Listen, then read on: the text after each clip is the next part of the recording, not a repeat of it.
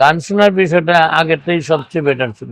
এখনো একটা vinyl record বা এলপি রেকর্ড যদি বাজান, এটার আওয়াজটা শুনলে আমার অন্য কিছু ভালো লাগবে না। মূল যে অরিজিনালিটি যেটা, এটা এর মধ্যে আছে। আমি যখন এই রেকর্ডটা প্লে করব, আমার এই জিনিসটাই যখন আমি অনলাইন থেকে শুনবো, ফার ডিফারেন্স। এখনো বহু গান রয়ে গেছে এটা ইউটিউবের বাইরে। শুরু তো অনেক দিন, প্রায় 47 বছর বাড়ে গেল।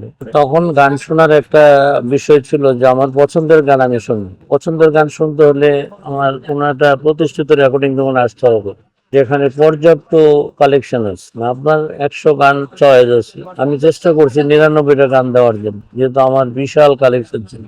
এখন ইউটিউবে ক্লিক করলে যে গান পাবে সেটা ভুল ধারণা। অরিজিনাল কিছু গানের বিষয় আছে, যেহেতু মূল গান শুনতে হলে আগের পদ্ধতিতে যেতে হবে। সেই সময় রেকর্ড ছিল, ক্যাসেট ছিল, কলের গান ছিল। কারণ গান শুনতো কারা? ডাক্তার, ইঞ্জিনিয়ার, বুদ্ধিজীবী, লেখক। আমার মনে হচ্ছে এই ক্লাসে যারা আছে সবাই নিয়মিত গান শুন। গান না শুনলে তাদের আত্মতৃপ্তি হতো না।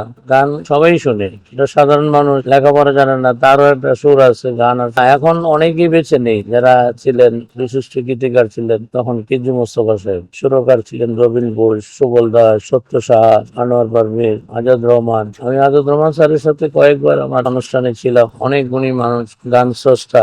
এখন তো সে মানুষ নেই, কিন্তু ধারাটা আছে। আমরা সেই 60-এর দশকে ওটাকে আমরা স্বর্ণযুগ বলতাম আর কি, গানের স্বর্ণযুগ। তখন সৃষ্টিটা আজও পর্যন্ত মানুষ ধারণ করে রাখছে। সেই সময় একটা গান শুনেন আর এখনের গান শুনেন, ডিফারেন্সটা অনেক। ওই সময় মানুষের কাপড় চোপড়, কসমেটিক এগুলার পাশে ক্যাসেটের একটা গুরুত্বপূর্ণ ছিল। ক্যাসেটও উপহার দিত মানুষের। তারপরে কেজি মুস্তফা, ওনার বিখ্যাত গান তোমার লেগেছে তো যে ভালো, আইনাতে মুখ দেখবো যখন, তারা ভরা রাতে, বিখ্যাত গানগুলা ওনার লিখ। ওনার সাথে অনেক সময় দিয়েছেন, প্রেস ক্লাবে বসে বসে গানের গল্প শুনছি, গান কিভাবে তৈরি হয়।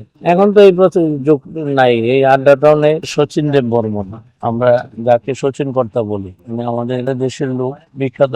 ওনার ছেলে আর.ডি. বর্মন, কুমিল্লা কোটবাড়ি যেটা, এটা ছিল ওনার বাবার জমিদারি। ওনার গান শোনার বা গানে আসার অনেক গল্প। উনি জমিদার পরিবারের ছেলে, গানের জন্য রাখালদের সাথে মাঠে চলে যেত, মাঠে গিয়ে আড্ডা দিত। তখন ওনার বাবা লোকজন দিয়ে খোঁজ নিত যে সচিন কোথায় গেছে। আসলে গিয়ে দেখছে গাছতলায় বসে গান করতেছে, গান শুনতেছে, গ্রামের ছেলেরা গান করতেছে। মানে এই রেকর্ডে, এটা গানের শুরুতেই এই ডিভাইস ছিল। এর আগে ছিল কলের গান, কলের গানের পরে আসলো রেকর্ডের বিষয়টা, ভিনাইল রেকর্ড। এটা লংজিভিটি অনেক ছিল, অনেক দিন।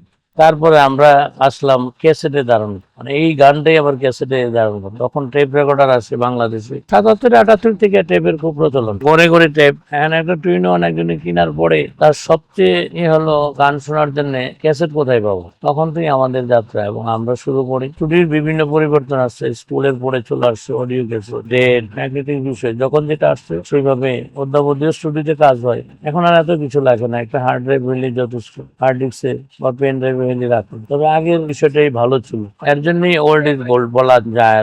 লোকজন তো পরিবর্তন হয়েছে, এখন বিভিন্ন পদ্ধতিতে গান শুনে, ইন্টারনেটে শুনে, ইউটিউবে শুনে। আগে মানুষ ঘরে বসে বসে গান শুনে, সারাক্ষণে বিমানে বসে গান শুনে, লঞ্চে বসে গান শুনে, এবং অদূর ভবিষ্যতে শুনবে। যত ডিভাইসে আছে, বিরক্ত হলে তো আগেই থেমে যেতে না। আমি যে কোনো কাজে আপনার রওনা হচ্ছেন, বিরক্ত লাগতেছে, হয়তো একসময় থেমে যাবে, কিন্তু এখনো বুঝতেছি যে না, এটার মধ্যে স্বাদ রয়ে গেছে, আনন্দ রয়ে গেছে। ব্যবসা তো শুধু পেটের জন্য না, বা অন্ন জোগাড় করার জন্য। অন্ন জোগাড়ের সাথে আর একটা মনের তৃপ্তি আছে, ওটা না হলে আপনি করতে পারবেন না।